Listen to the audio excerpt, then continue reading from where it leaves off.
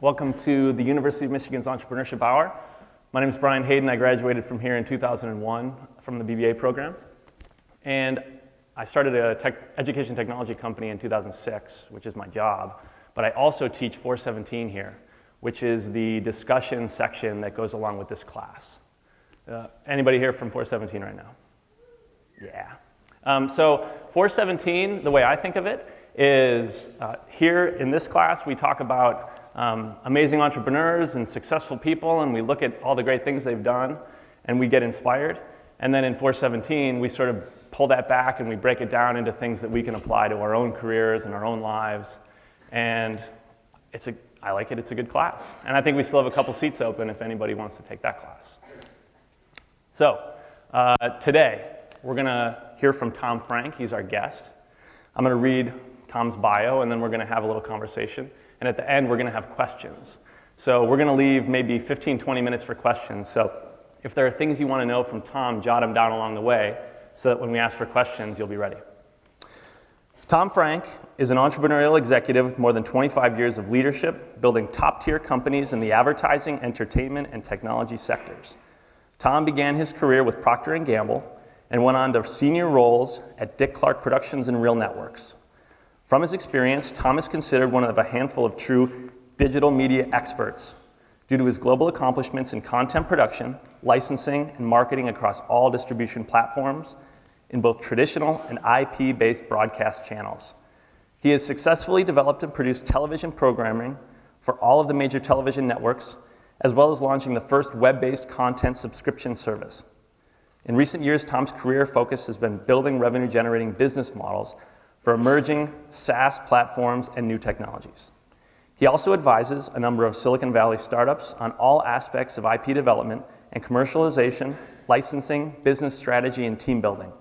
Tom received his Bachelor of Arts degree in English Literature from the University of Cincinnati. He is active on a number of corporate and philanthropic boards, and most importantly, Tom recently joined the Center for Entrepreneurship as the executive director. So this is a leader of our community, and I'm excited to welcome him and ask you to join me.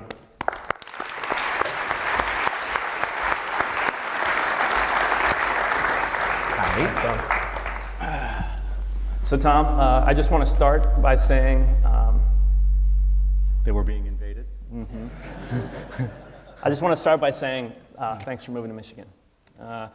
I moved here 18 months ago, and every time somebody really talented moves here, I get excited because it just means more opportunities for everybody. So thanks very much. Thank me in January.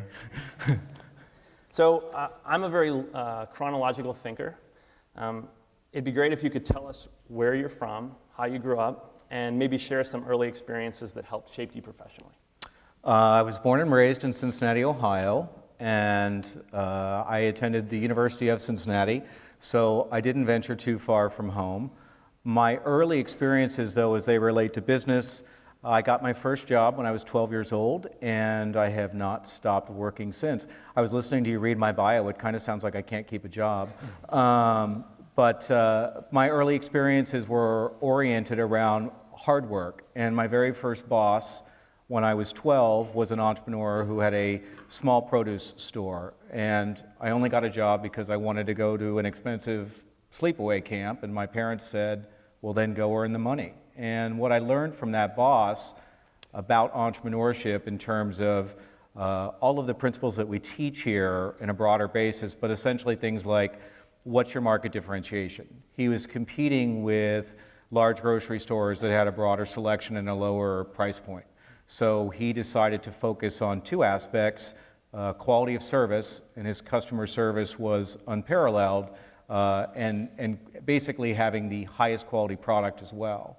So it was, I didn't realize it at the time, but a really early and valuable lesson in how to think about, regardless of what business sector you compete in, you should always figure out how you're going to be different and better.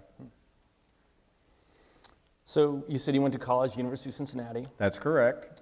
A lot of people in this room are in college. So what did you think you would do? What are the odds? It's amazing. So my question is, when you were coming to college, what did you think you were going to do in college? And then what did you actually end up doing coming out? And then what caused you, if you changed directions at all while you were there, why did that happen?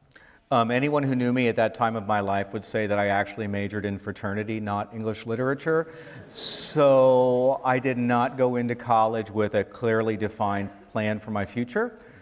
The reality was I was an English major because I like to write. And what is not mentioned in my bio, but is truly a distinctive part of me, is that I'm an English major with an emphasis in latter 20th century feminist poetry. So, as you can see, it makes perfect sense for the College of Engineering to hire me to run the Center for Entrepreneurship. But the point is that I decided that I was going to pursue the things that were interesting to me at that time, and I did not have a plan for after college. No, that's not really true. I read a book when I was 15 called Ogilvy on Advertising, and I decided I was going to go to Madison Avenue, and basically I was going to be Dan Draper. I was going to be this big, cool advertising guy. And one of my advisors at school said, you know, Procter & Gamble has a really rigorous interview program, and just to toughen you up before we send a kid from Ohio to the mean streets of New York, why don't you go through P&G's interview process? It was the luckiest and most fortuitous break of my life because P&G basically said to me, why do you want to hump your way down Madison Avenue trying to earn our advertising budget when we're willing to turn it over to you and let you spend it, which is a lot more fun.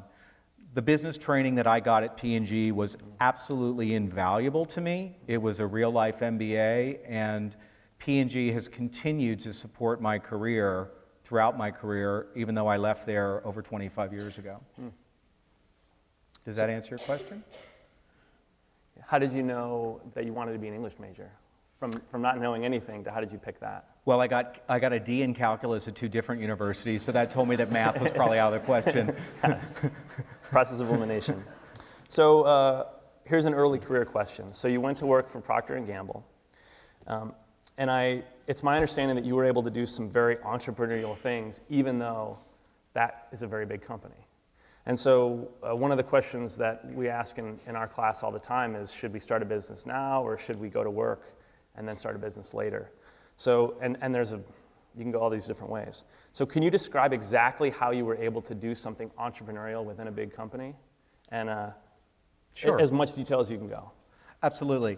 So you have to keep in mind that 30 years ago, back in the good old days, there weren't things like startups, and so that wasn't even a career option that I had visibility into. But one of the things that I learned at P&G is that the really basic principles of entrepreneurship that, frankly, I want to bring to my role here. I don't care what you decide to do with your life or your career, you need to think about coming up with and innovating new ideas, you need to think about problem solving, and you need to persevere. And as far as I'm concerned, those are survival skills that the university should be teaching to everyone, not just people who think that they want to start their own business. At P&G, there was an interesting opportunity because at that point in time, there was an explosion of independent television stations. And these stations all desperately needed programming, but they did not have money to buy programming. These were the old rerun stations where you would watch the same commercials or infomercials, cartoons over and over again. So I figured out that it would probably be economically better for all involved if P&G were to purchase a giant movie library and distribute that for free to all of the television stations that were in need of programming, and hold back half of the advertising for themselves. So by doing that, they were able to save significantly on their advertising costs if they had gone to those stations and tried to buy it. And we also had an asset that we could trade and leverage for P&G as well. That's a game changer. So was there a moment at which you came up with that idea, and how did you sell it into your bosses? It was extremely difficult to sell this into the management structure of P&G because it was not how they were accustomed to leveraging their own advertising inventory or their dollars. At the same time, at that point, it was first-run syndication was the area of what it was called, and there really weren't as many rules as there were with network television, cable network advertising. It was a bit of a Wild West. So we were able to rationalize this as an experiment because keep in mind, $70 million, which is what I believe is what we spent on the library, was not a significant sum for P&G, but P&G at that point in time was really teetering on whether they should be in the content business at all. For years, they had made money from their soap operas, which were produced by P&G and had been driving the daytime advertising inventory. But in this space of syndicated television, they had no idea what their strategy would be. So in the absence of having a strategy, sometimes people are far more willing to try something new. I also had an amazing boss who is still one of my best friends, and as a mentor and as a boss, he really championed the what have we got to lose, we've tried crazier ideas. I think that if I had been all by myself on that, that might have been a bit of a problem.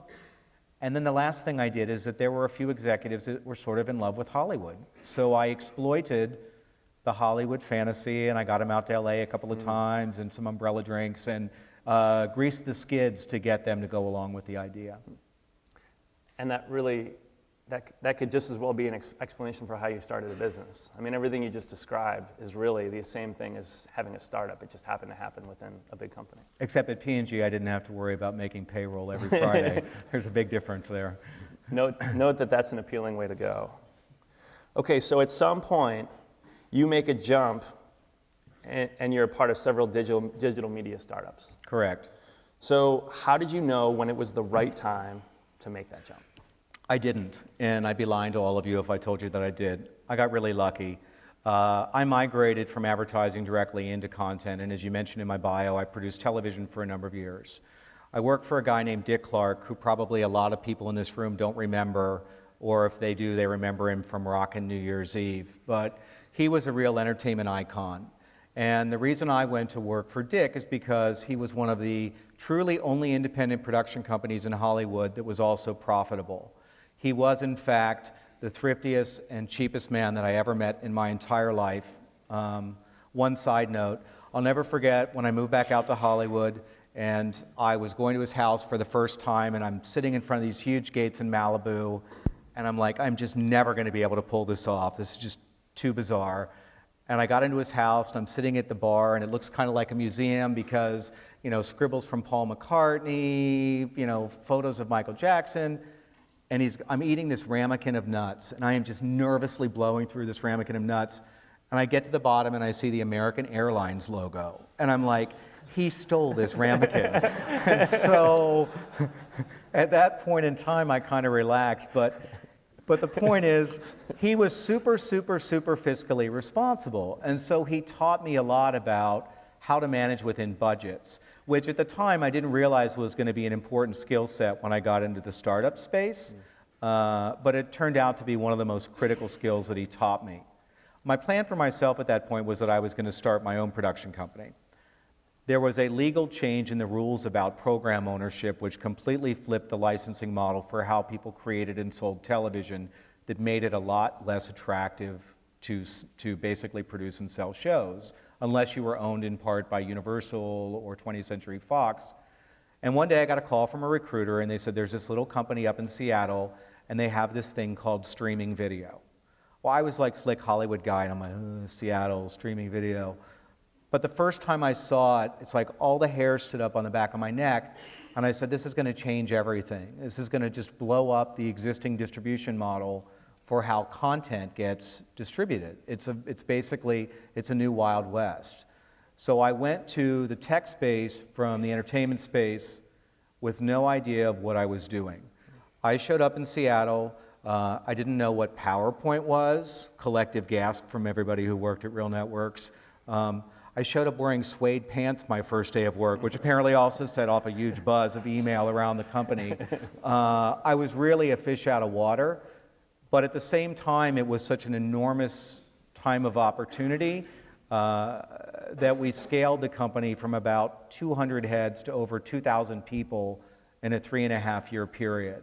So it was this incredible, intense rush. And from my perspective, and it's just my perspective, you can succeed in Hollywood. You don't necessarily have to be smart. You just have to be tenacious, and you have to be entertaining to a certain extent.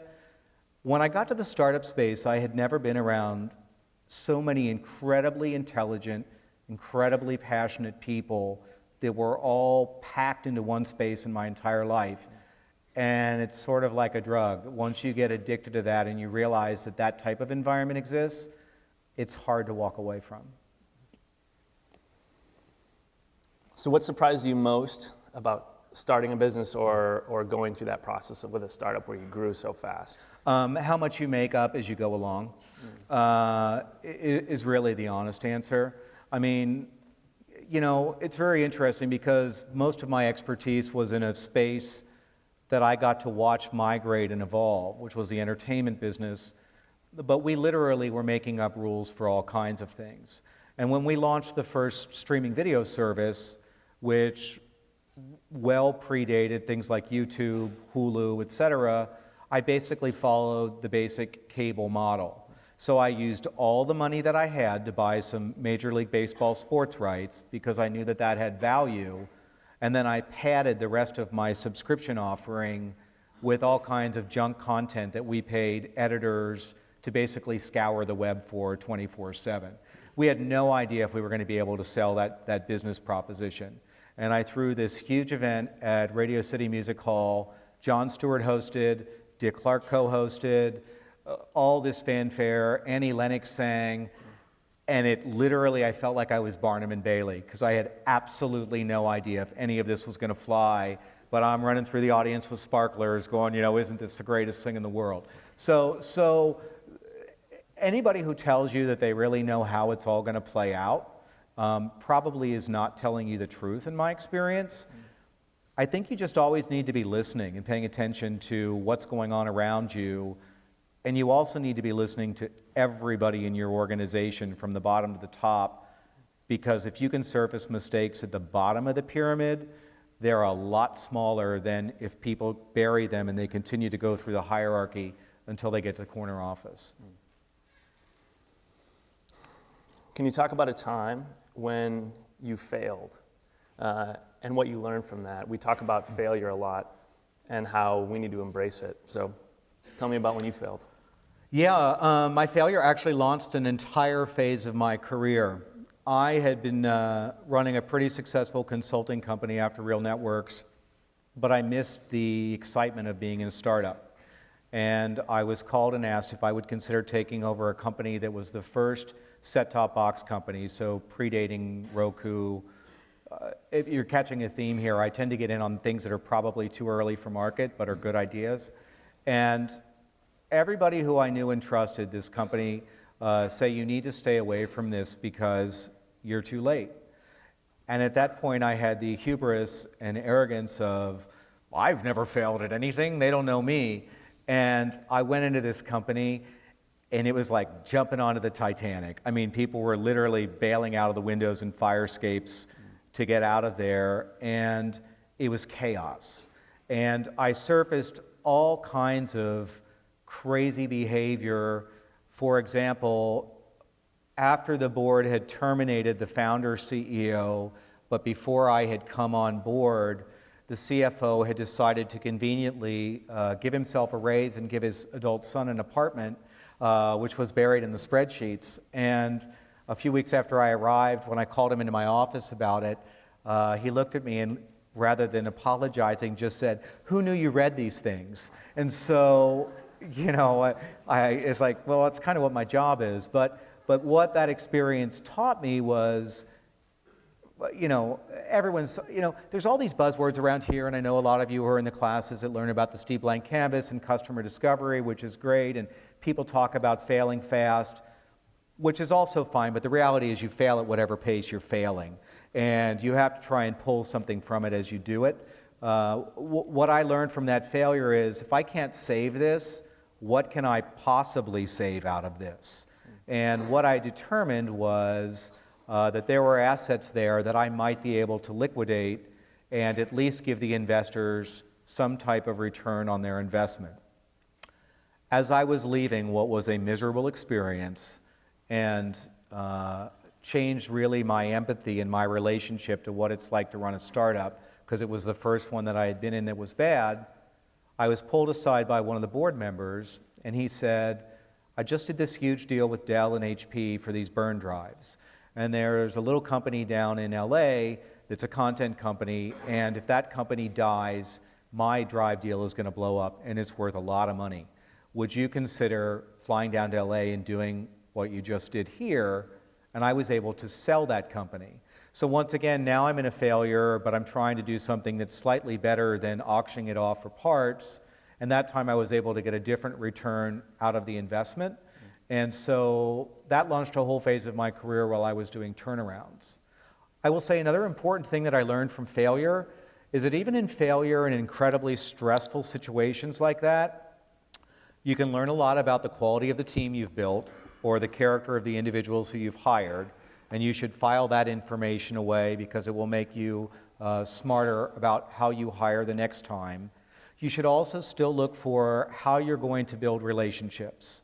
For example, when I was shutting down the set-top box company, there was a $250 million balloon payment that originally had been written to a small movie company that had subsequently been acquired by Blockbuster. When I asked the board why they would ever do a deal like that, and the board included some really impressive, important venture capitalists, the answer was, well, we figured by now it would either be a huge success or it would be dead and it wouldn't matter either way. But the point was, the movie company that had been acquired by Blockbuster was kind of on thin ice at that point as well. Blockbuster's CFO started calling me every day and saying, where is my $250 million? At first, I tried to push the calls off to my CFO, and that only worked for a couple of weeks. And then I started talking to this guy. Eventually, I negotiated him down to $30,000 in cash and some free content encoding for their digital service, because that was really all I had to offer. But the important lesson was, when I jumped into that next company, I sold it to Blockbuster, because I had built a relationship with that man. He got to know me. He knew that I would give him the straight scoop, even in a situation like that. And so, even if your house is on fire, don't just look at what you can save, look at who you can save, and look at opportunities for what you can take with you to the next new house. Can you also tell the Barney story? Oh, this is a setup. Okay, I was pre-interviewed and they asked about, well, what's a really awful, horrible mistake you made or something that you regretted. When I was much younger and I was in the entertainment business, I received a video cassette that looked like it was one of the early Funny or Die videos and had been done by some people who had been drinking heavily and then decided to shoot something and send it out. It was shot in a backyard in Texas. It had a woman kind of running around and singing, and it had this scary looking purple stuffed animal thing kind of stumbling around after her. I thought it was the worst thing I had ever seen in my entire life. That turned out to be, and I passed, that turned out to be Barney the dinosaur, the mega multi-billion-dollar industry that many of you probably grew up. And to this day, friends who knew me in that era will call and sing the I Love You, You Love Me song into my voicemail and hang up. But that was also an example where, at that point in my life, I didn't have kids, so I didn't get it. You know, I didn't realize that that franchise would become a lifesaver until I was a parent. And I think that's an example of, if you're not open to the opportunity or the opportunity doesn't map against your experience, if you have any hesitation or you are in doubt, then go ask somebody who you think might be the target demographic for the product, the service, the application, the software, and see if they're a better calibrator for whether it's a good idea or not. But you can thank Dave Thompson for asking you to bring that up. I have small kids and I still don't get it, Barney. Okay, so you just left Silicon Valley to become the executive director at the U of M Center for Entrepreneurship. Why this job? Why now? Boy, they asked me a lot during recruiting. I think they were worried that I had a prison record or something that I was running from, which I do. At any point in your career, you'll probably do a forced ranking of what matters to you. And at one point earlier in my career, it was about success, accolades, money. And what I have found in my own experience is that the forced ranking has changed over time. And while it can be very personally lucrative to do turnarounds, it's a little soul-sucking. And I would spend hours fighting with people and boards about saving jobs or giving people severance, and doing the right thing. And at a certain point, it just made me kind of sad. And I decided probably about 6 months ago that I wanted to go back to building something. But what I really wanted to do is I wanted to build something that had an impact. And so when out of the blue, about 2 days after I had had a conversation with a good friend of mine, and verbatim quote, I said, if being a teacher paid half as well as being a CEO, I might have made a different career choice. And literally a couple of days later, I get this call. So careful what you put out into the universe. But I got a call from the University of Michigan about this role. And the opportunity to impact building multiple companies rather than just building one or two was just, at this point in my career, too good to pass up.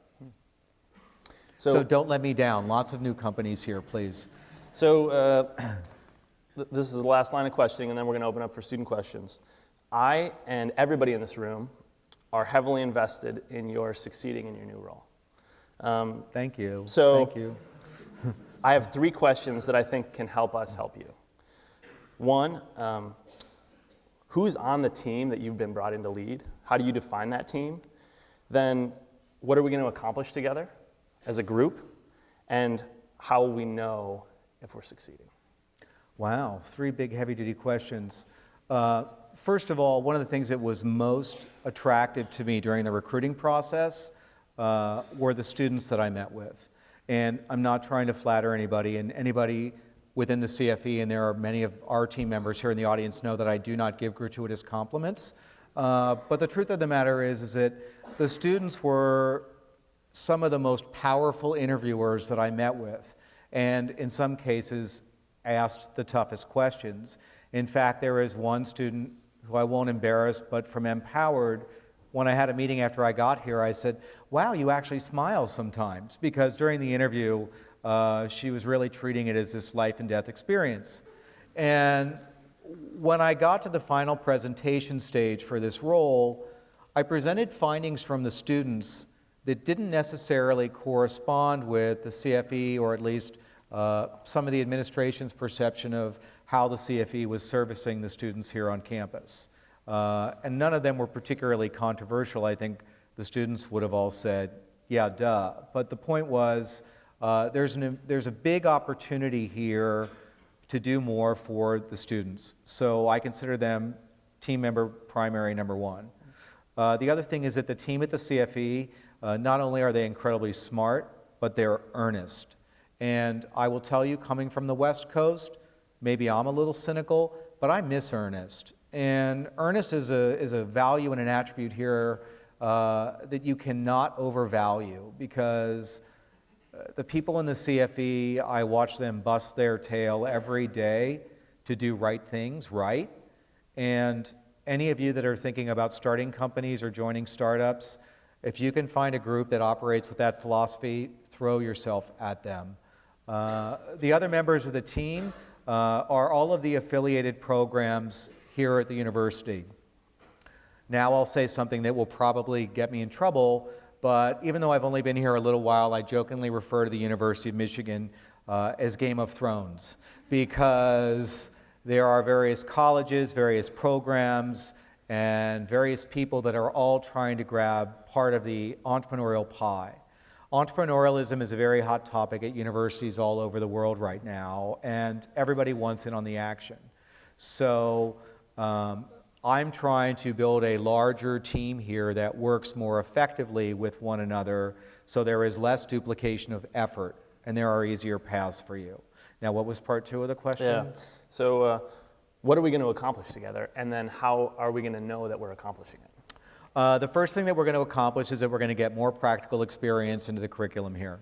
And that's something that I've been pushing and challenging everybody on, because it's great to learn about case studies, it's great to learn how to do business plans, it's great to figure out a customer discovery process if you have a piece of engineering technology that you want to commercialize. But until you get in there and do it, you don't realize that there is a detachment or a disconnect from learning and doing. So one of my biggest priorities is to figure out how we can incorporate more doing into everything that we do here. The second thing is that I don't want to do random initiatives just because they sound like fun. It's very easy to get sucked into what's the latest thing, and I think we need to be looking at all of our programs here in terms of what adds value to the program. How I will know if I am succeeding is kind of a carry-on to my last answer to part 2 of this question. The college experience, and recognize that because I don't come from academia, is very finite in terms of start-stop points. You take a course, you do the coursework, you get a grade. You enter an incubator, you do a thing, you get to meet VCs at the end. You enter a contest, you win a prize, you get money, good luck. I describe it for anybody who has ever been in a canoe, that we require people to do a lot of portaging around here, which means that you're paddling through the water and then all of a sudden you hit a landmass, you have to pick up your canoe out of the water, you have to throw it into the next tributary. What I want to accomplish is that I want to be able to allow people to explore those tributaries in a more fluid way, and I want to give people the opportunity to go 3 steps forward so that when they fall 2 steps back, they feel like they've still made progress, and that there is always a landing space for you regardless of where you are on the continuum of your own entrepreneurial journey. In terms of how I will know if we are succeeding, I will know if we are succeeding if I can have people go through our programs that do not need to spend 3 years at Google or Facebook in order to get the street cred before they can go out and launch their own venture. I think since you're paying for the education, if I can get you all prepared to do your own thing, if that's what you want to do, or if you do want to start, or if you do want to join a startup in a really immediately contributing type of role, if I can prepare you for that, then I feel like I've lived up to my end of the bargain in terms of hitting those expectations. And anyone who tells you that we can create entrepreneurs at the university, I also do not think is telling you the truth. You will decide yourself exactly where you fall on the entrepreneurial spectrum. It's our job to expose you to as many of the points of light on that spectrum as we possibly can and help you with those determination. And if you want specialized training, that training is available for you. Sorry, I have no strong opinions on this. Okay, so now we're going to open it up for student questions. So the question is, sometimes you get into an opportunity too early, sometimes too late. Timing is critical. Can you say any words to help us get our timing right? The first thing I would do is look at market readiness. And market readiness is very tricky, and I wish I could quantify it better for you. But one of the biggest mistakes with early timing is that people are forced to cut bad economic deals because they need to persuade people to jump on board. So for example, when the early video services were emerging and the entertainment companies didn't want to blow up their existing distribution channels, they charged a fortune for content to these companies because that was the only way they were going to part with their own existing ecosystem. So even though people knew who were developing content services that it was going to ultimately replace them, they cut really bad deals. So you can know you're right from a technology standpoint, but if you have to cut bad business deals in order to make your idea move into the marketplace, you're probably going to crater. In terms of being too late, you need to do better diligence as far as really looking at the marketplace. One of the last companies that I consulted with had a photo app. There are about 8 billion photo apps. And once again, they had one of the most impressive Cadillac boards that I had ever met in my entire life. But they were also retired CEOs from major Fortune 500 companies who weren't wired into that demographic and really didn't know that there were 800 other photo apps. They thought the technology they were seeing was the coolest, most innovative thing in the world. They hadn't done their diligence to really look at the market. All they knew was, oh, there's one called Instagram. So when you're too late, it's often because people didn't do their homework and didn't really understand exactly what the ramifications were for the market they were entering. or they were misguided in terms of what they thought their differentiated value proposition is. In terms of the lucky ones, and this is just my experience, it had to do with, number one, not making either one of those types of perpendicular mistakes, but more importantly, something that was emerging did in fact try and model itself off of something that had predated it. So they didn't completely try to recreate the wheel.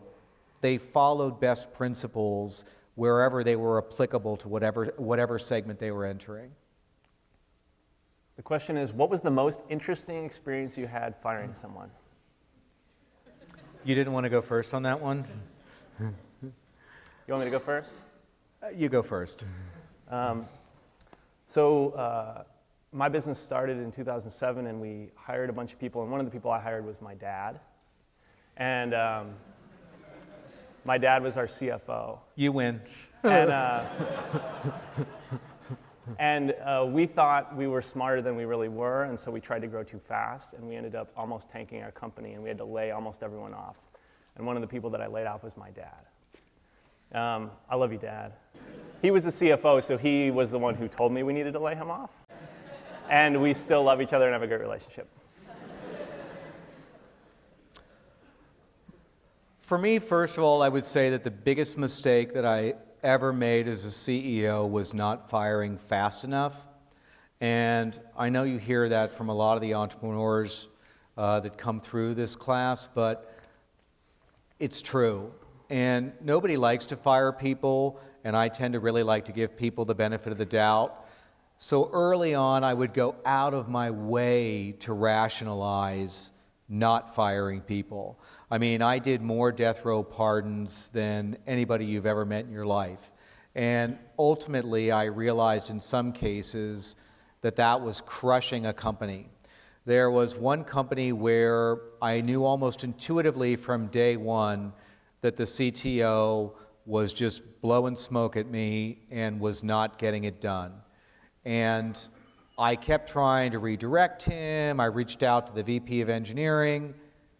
And finally, there was one week where this most junior engineer, and every time you come into a failing company, or at least every time I did, I'd give some sort of rah-rah speech about my door is open and come on by. And this one week, I would watch this junior engineer sort of like pace, then sort of walk past my office. And then the next day, I watched him, and he did it for like 3 days in a row until I finally one day just grabbed him and pulled him into my office. And in this halting voice, he said, I have never been anywhere where it was just so okay to fail. And I realized that my cowardice or not wanting to really confront my firing problem was having a negative impact on an entire organization, and that I was doing a disservice to all the people that were under the top of that pyramid. In terms of firing horror stories, I've had them all. I had to fire somebody on a private jet once and then sit with that person for 2 more hours of the flight.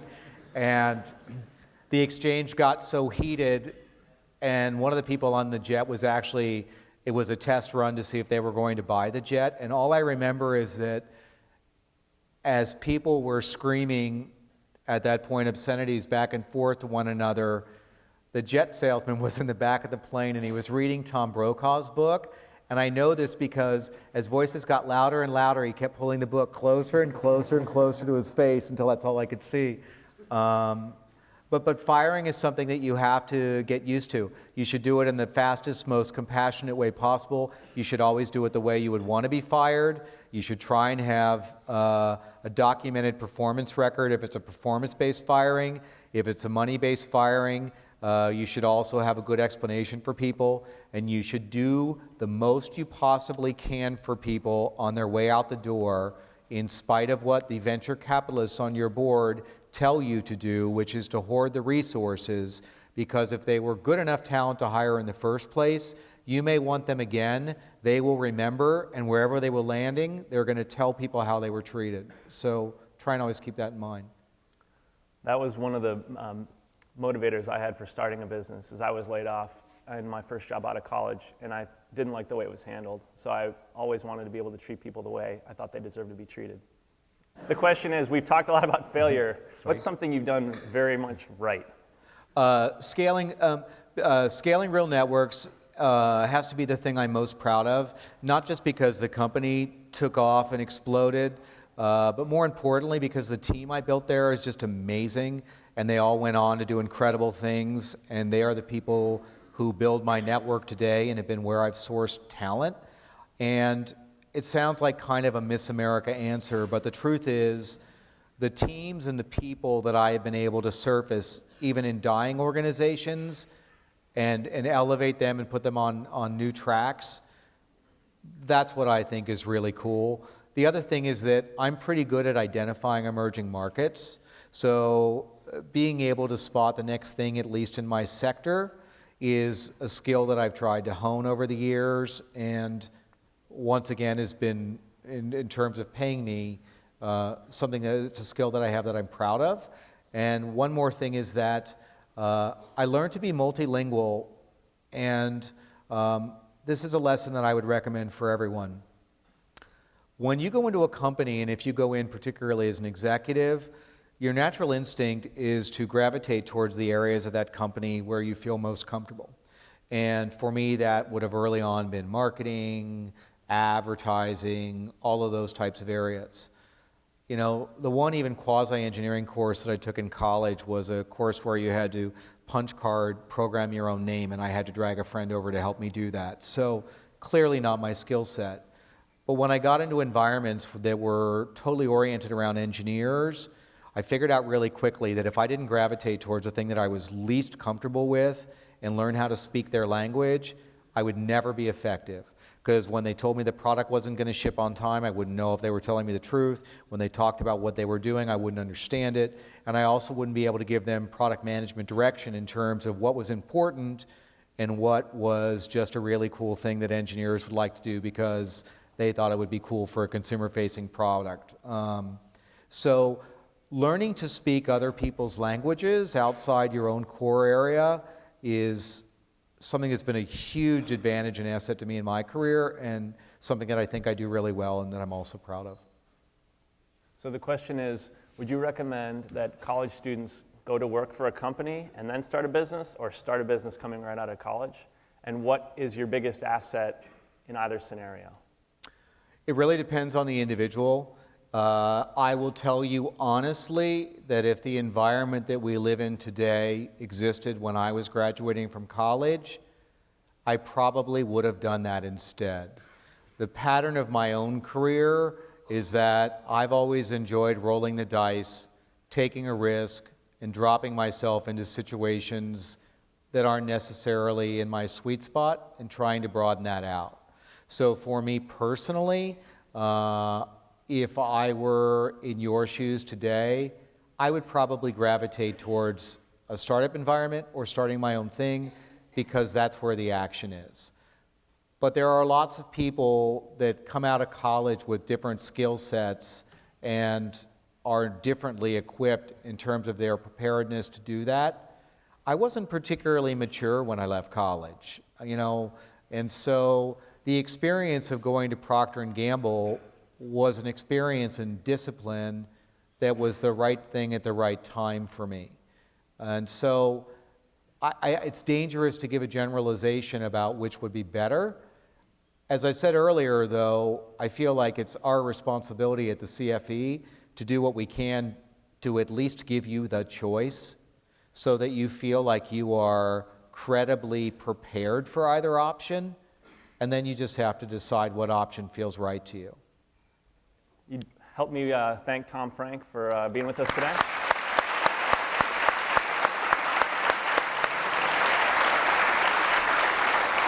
I think that's it, Tom. That's it. Have a great weekend. Thank you, everybody.